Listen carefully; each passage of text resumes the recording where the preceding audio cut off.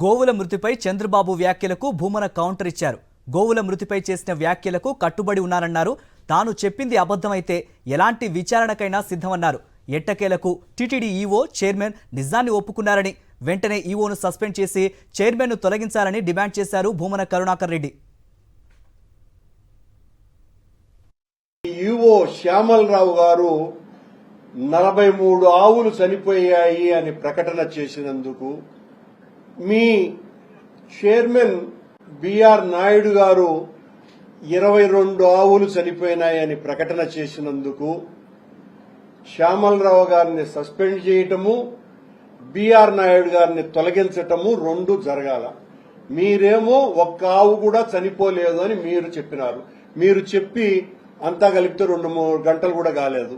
అంతకు పూర్వమే 1 గంట ముందు మీరు నియమించినటువంటి మీ శ్యామలరావు గారు ఈవో గారు 43 ఆవులు చనిపోయాయి అని చాలా స్పష్టంగా ప్రకటించటం జరిగింది. అధ్యక్షుడు బిఆర్ నాయుడు గారు కూడా నిన్న పత్రికా సమావేశంలో చెప్పటం జరిగింది. ఆ గోమాతలు చనిపోతున్నాయి అని ఏ ఫోటోలైతే చూపిస్తూ నేను మాట్లాడానో అవి ఫేక్ అని, మార్ఫింగ్ అని టీటీడీ ప్రకటన చేసింది.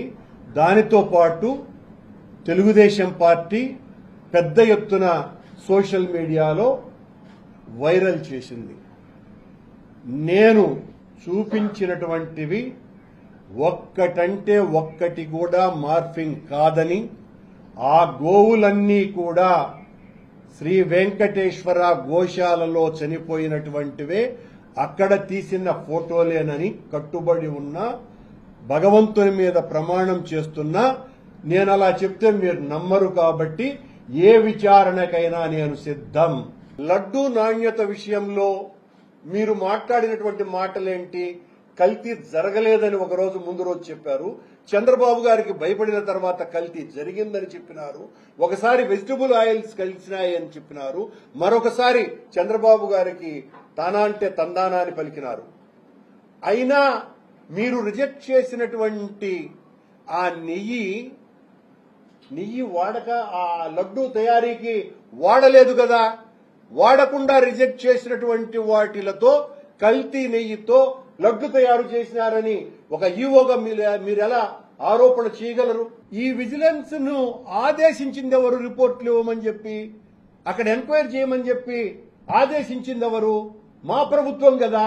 మా ప్రభుత్వంలో, మా పాలనలో మేము చేయించినటువంటి విజిలెన్స్ ఎంక్వైరీని, అక్కడ జరుగుతున్నటువంటి తప్పుల్ని ఎత్తి చూపటానికే కదా. తప్పుల్ని గుర్తించండి, ఏం జరుగుతుందో నిర్ధారించండి అని మేము కదా విచారణ చేయించింది. అది మా విజిలెన్స్ రిపోర్ట్ కదా. మీరు వచ్చిన తర్వాత చేయించినటువంటి విజిలెన్స్ రిపోర్ట్ ఏందో బయట పెట్టాలా? మేము చేసినటువంటి బయట పెట్టి ఇదిగో ఇదంతా జరిగింది, మమ్మల్ని రానిలేదని చెప్తున్నాడు. మళ్ళీ రానివ్వకపోతే ఈ రిపోర్ట్లు ఎట్లొచ్చినాయి?